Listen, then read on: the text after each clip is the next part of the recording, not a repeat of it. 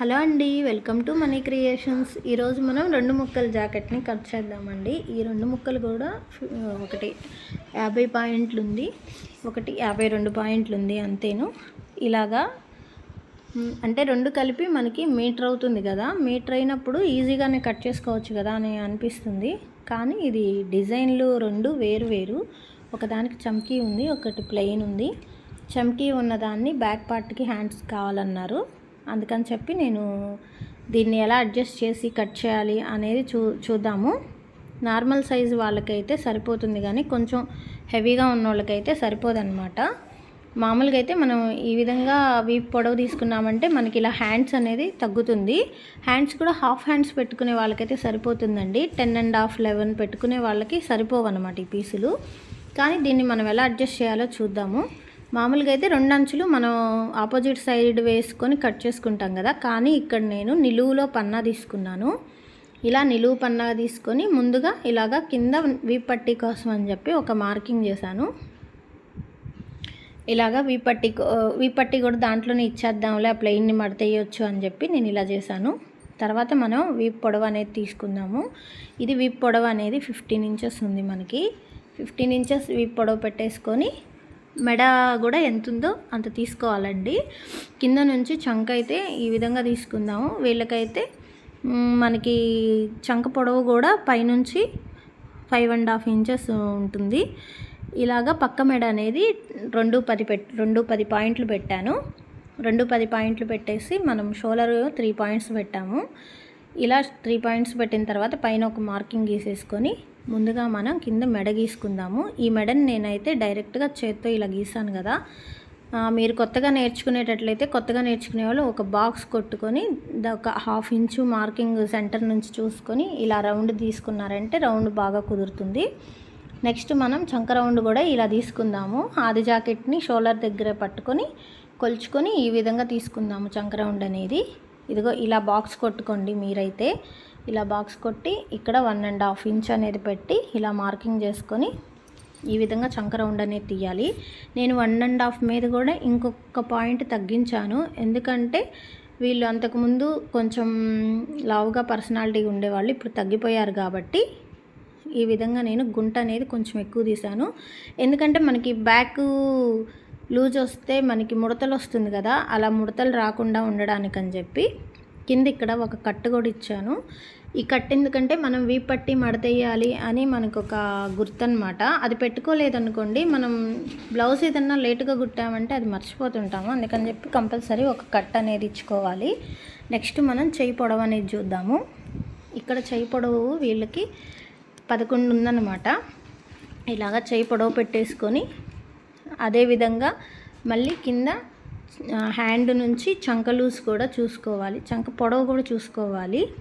ఇలాగ ఒక మార్కింగ్ చేసుకొని ఇలా కింద నుంచి ఇలాగ చంక పొడవు అనేది కూడా తీసుకొని ఇట్లా 2 మార్కింగ్లు చేసుకోవాలి.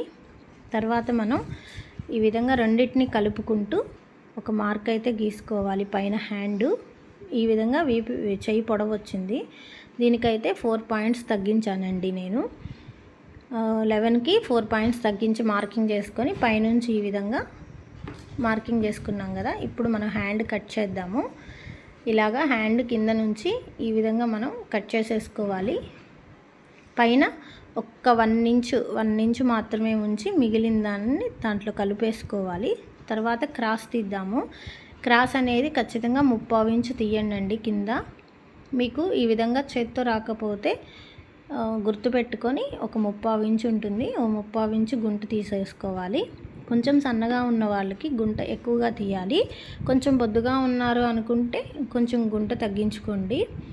ఈ చిన్న టిప్స్ ఉపయోగించారంటే బ్లౌజ్ ఈజీగా కుదురుతుంది. ముందు మన దగ్గరకు వచ్చే కస్టమర్ని మనం అబ్జర్వ్ చేసుకోవాలి, ఎలా ఉన్నారు ఏంటి అని, వాళ్ళ బాడీని.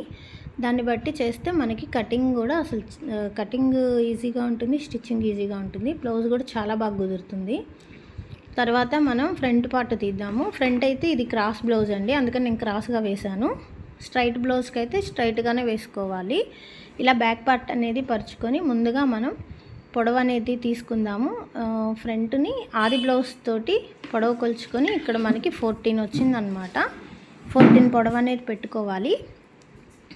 నెక్స్ట్ మనకి చంక లూజ్ నుంచి ఒక 2 పాయింట్స్ అనేది తీసేసుకోవాలి.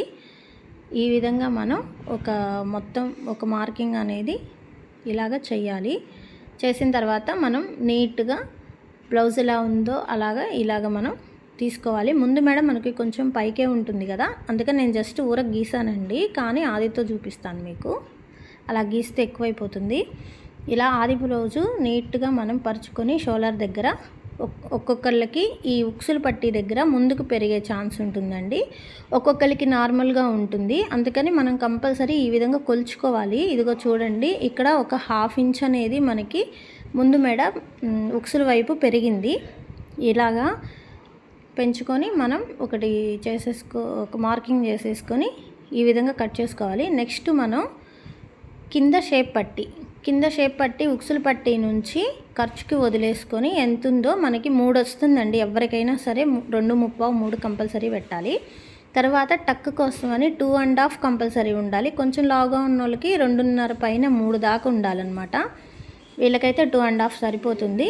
ఇలాగా కింద లూజ్ కూడా మనం జాగ్రత్తగా చూసుకోవాలి. ఎందుకంటే ఇదిగో చూసారు కదా, ఇటు మనకి ఖర్చు వైపు కూడా కింద సైడ్ కూడా అలాగే పెరిగిందండి. ఉక్సుల వైపు ఎలా అయితే మనకి ఎక్స్ట్రా పెరిగిందో, ఇదిగో ఇక్కడ కూడా ఆపోజిట్ సైజ్ కూడా ఇలా పెరిగింది.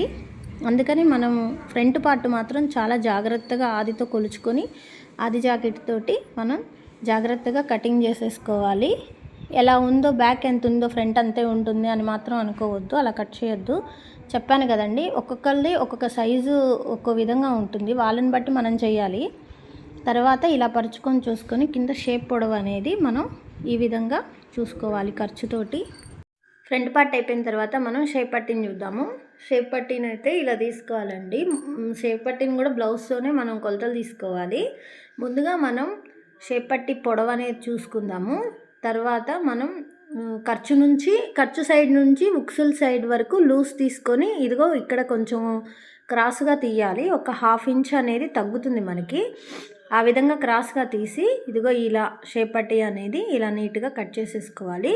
మనకి 2 షేప్ పట్టీలు అనేది తీసుకోవాలి కదా, 2వ షేప్ పట్టీ అనేది తీసుకుందాము. మనకి దీన్ని క్రాస్ పట్టీలుగా ఉపయోగించుకోవచ్చు అటు సైడు, అందుకని నేను ఇటు సైడ్ వేసాను అనమాట. ఇలా 2 షేప్ పట్టీలు అనేది తీసుకున్నాక మనకి ఆల్మోస్ట్ బ్లౌజ్ కటింగ్ అనేది అయిపోయింది. ఈ విధంగా నీట్గా కొలతలు పెట్టేసుకొని బ్లౌజ్ అనేది కట్ చేసుకున్నామంటే బ్లౌజ్ అనేది మనకి బాగా కుదురుతుంది కుట్టడానికి. కొత్తగా నేర్చుకునే వాళ్ళైతే ఏం టెన్షన్ పడకుండా, కంగారు పడకుండా నీట్గా నిదానంగా బాడీ కొలతలు అనేది ఏ విధంగా ఉన్నాయని ఒకసారి చెక్ చేసుకొని కట్ చేశారంటే మాత్రం మీకు పర్ఫెక్ట్గా బ్లౌజ్ కుదురుతుందండి. నేను చెప్పిన మెథడ్ ప్రకారం బ్లౌజ్ కుట్టి చూపించండి. Thanks for watching.